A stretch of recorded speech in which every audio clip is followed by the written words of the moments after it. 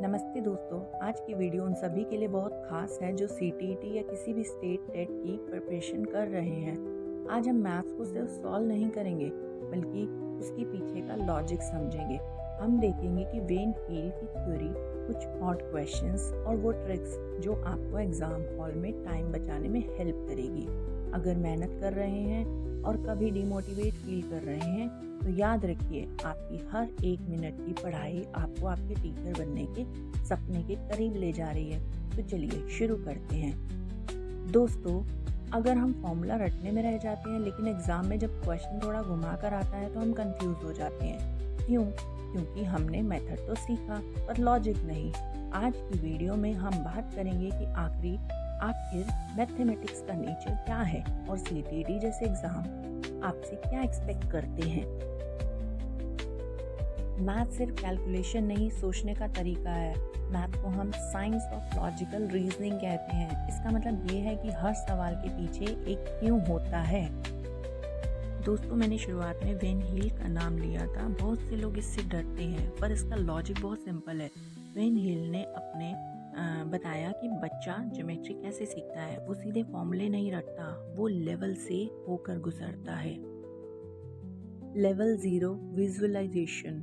बच्चा चीज़ों को उनकी अपीयरेंस से पहचानता है। जैसे रोटी गोल है तो वो सर्कल है, बिस्किट्स रेक्टेंगुलर हैं।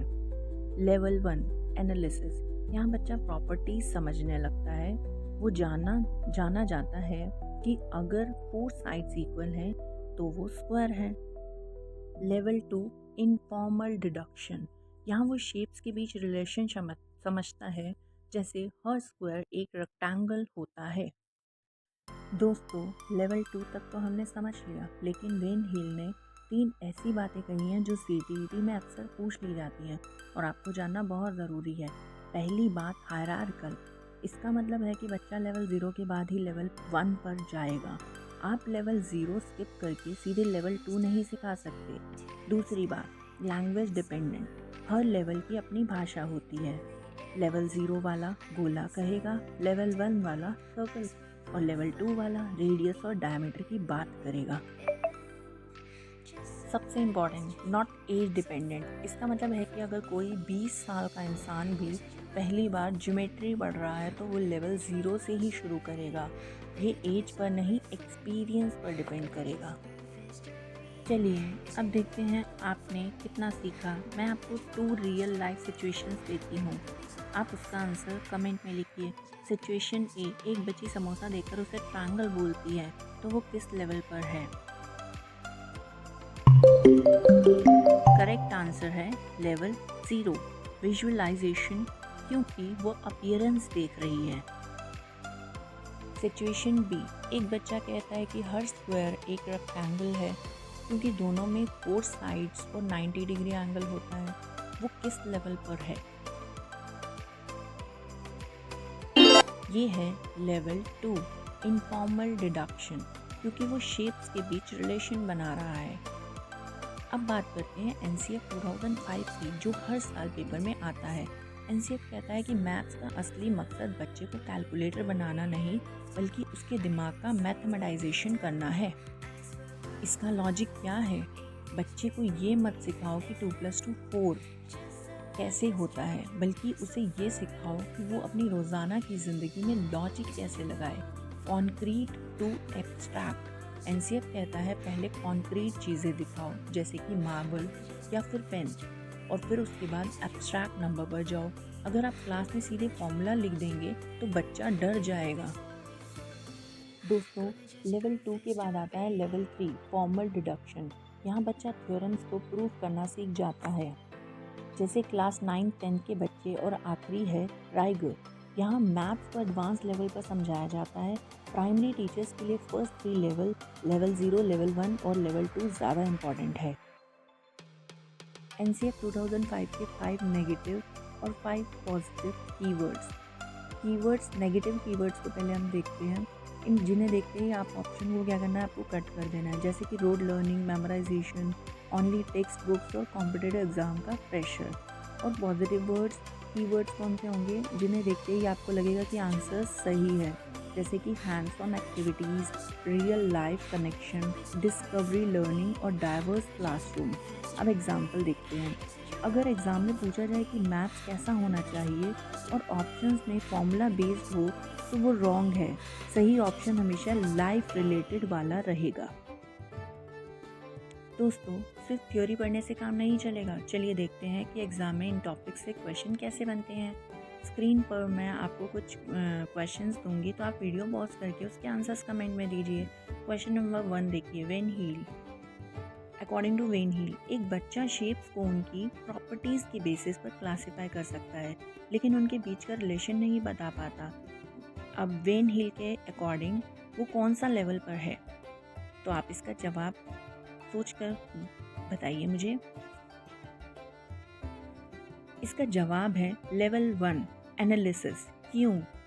क्योंकि बच्चा प्रॉपर्टीज़ तो देख रहा है, पर रिलेशन मतलब लेवल 2 में शुरू होता है। अगर आपने लेवल 1 सोचा था तो आप बिल्कुल सही डायरेक्शन में हैं। क्वेश्चन नंबर 1 जो हमने पढ़ा वो था आपका वेन हील पर, और क्वेश्चन नंबर 2 है एनसीएफ 2005 पर। एनसीएफ 2005 के अकॉर्डिंग मैथमेटाइजेशन का असली मतलब क्या है? ऑप्शंस गिवन है यहाँ पर। ऑप्शन ए कह रहा है फॉर्मूलेस को याद करना। ऑप्शन बी कहता है बच्चे को सोचने की प्रक्रिया को लॉजिकल बनाना। ऑप्शन सी कह रहा है कि बहुत सारी कैलकुलेशंस करवाना। तो सही जवाब है ऑप्शन बी। याद रखिए, एनसीएफ हमेशा रटने के खिलाफ है और सोचने यानी रीजनिंग के साथ है। अब मैं आपको ऐसी मास्टर ट्रिक बताती हूँ जो आपके 5 to 10 मार्क्स पेडागॉजी में पक्के कर देगी। इन कीवर्ड्स को ध्यान से सुनिए। कीवर्ड्स तो मैं ऑलरेडी आपको बता चुकी हूँ, पॉजिटिव कीवर्ड्स और नेगेटिव कीवर्ड्स। अब मैं बात करती हूँ दोस्तों, अब एक बहुत ही इंटरेस्टिंग कंसेप्ट की बात करते हैं जिसे एनसीएफ 2005 ने टॉल शेप की मैथमेटिक्स कहा है। अगर एग्ज़ाम में पूछा जाता है कि ये टॉल शेप क्या है, टॉल शेप का मतलब है कि मैथ्स के टॉपिक्स एक दूसरे पर टिके हुए हैं। जैसे एक बिल्डिंग बनती है, वैसे ही मैथ सीखा जाता है। अगर आपको एडिशन नहीं आता तो आप मल्टीप्लिकेशन नहीं सीख सकते। अगर डेसिमल नहीं पता तो परसेंटेज समझना इम्पॉसिबल है। एक टीचर के नाते आपको ये ध्यान रखना है कि अगर बच्चा किसी नए टॉपिक में स्टक हो रहा है तो हो सकता है कि उसका बेस टॉपिक वीक हो, तो इसे कहते हैं इंटरकनेक्टेडनेस। एनसीएफ कहता है कि मैथ को टुकड़ों में नहीं बल्कि एक चेन की तरह पढ़ना चाहिए। अब आते हैं इवैल्यूएशन पर। मैथ्स में सिर्फ आंसर निकालना काफ़ी नहीं है। अकॉर्डिंग टू ब्लूम टैक्सोनॉमी हमें बच्चे को 3 लेवल्स पर ले जाना है। नॉलेज एंड अंडरस्टैंडिंग, क्या बच्चा फॉर्मूला जानता है? जैसे एरिया ऑफ रेक्टेंगल। फर्स्ट मैंने बता दिया आपको नॉलेज एंड अंडरस्टैंडिंग। सेकंड है एप्लीकेशन, क्या वो असली ज़िंदगी में एरिया निकाल सकता है, जैसे कि कमरे में टाइल्स लगाना। थर्ड सिंथेसिस और क्रिएशन, क्या वे नए लॉजिक से प्रॉब्लम सॉल्व कर सकता है। हमें बच्चे को सिर्फ रट्टा लेवल से उठाकर थिंकिंग लेवल पर लाना है, यही मैथमेटाइजेशन है। तो दोस्तों, आज हमने वेन हील, एनसीएफ का लॉजिक और टॉल शेप ऑफ मैथ को डिटेल में समझा।